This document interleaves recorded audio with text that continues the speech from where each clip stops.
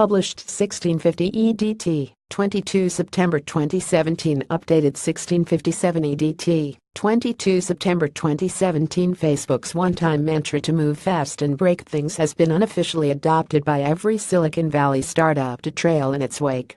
Centralized corporations have raced to infuse the same spirit of experimentation into their business activities as the tech giants, with mixed results.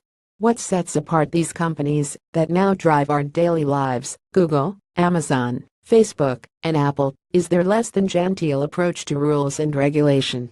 They have proved to be sublime stock market investments, but headache-inducing for governments. Testing the boundaries of what is acceptable explains the frequent clashes with authority, such as Uber's loss of its license in London.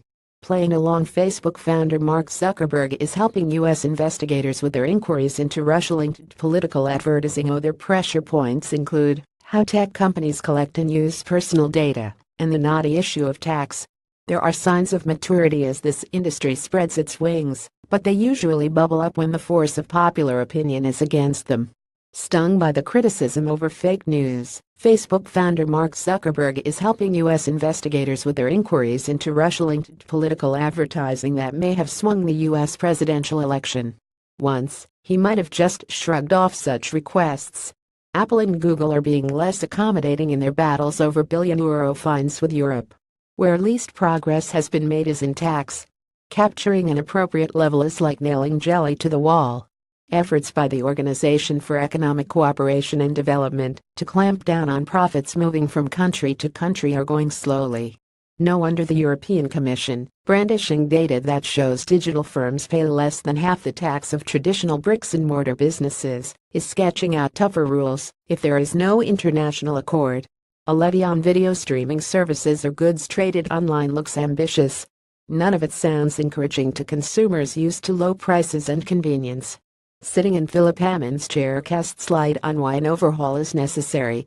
The so-called Google tax, introduced by former Chancellor George Osborne to crack down on firms that divert revenues abroad to lessen their contribution to the exchequer, is helping at the margin. In the last financial year it captured £281 million and drove many companies to restructure operations, so they paid more corporation tax. But the overall rise of the tech giants means tax from traditional sources is harder to come by. It explains Hammond's botched attempt before the last election to increase the tax paid by self-employed workers who might once have been on the payroll before Uber and others reimagined the workforce. The Chancellor will be forced to explore other avenues. Too few consumers realize the price of cheap online goods and services is a lower tax take. This has to be made up elsewhere, unless the tech giants can be tamed. Haystaff Saga is fond of reminding investors of its growing market. The 22.8 meters OVER50s in the UK in 2013 are forecast to swell to 29.1 meters by 2033. Given this expansion, it is curious that the mature brand is focused on selling more services to fewer people. A year ago, Saga talked about the potential for the 11.3 meters contactable people on its database and its 2.7 meters active customers. Now Lance Batchelor, the chief executive, has narrowed his gaze. The ex-marketer has christened his high-affinity customers hacks, the band of 477,000 he believes are more likely to buy anything with the Saga name on it. Those qualifying should stand by for a blizzard of junk mail. Holiday fever. The weak pound has helped, but Britain's booming tourism industry is no flash in the pan. Unrivaled infrastructure, the nation's castles and gardens, were invested in centuries ago and remain a top draw. In the search for industries that can withstand automation and low-cost competition, it is worth remembering that Buckingham Palace cannot be sent to Poland like a factory assembly line.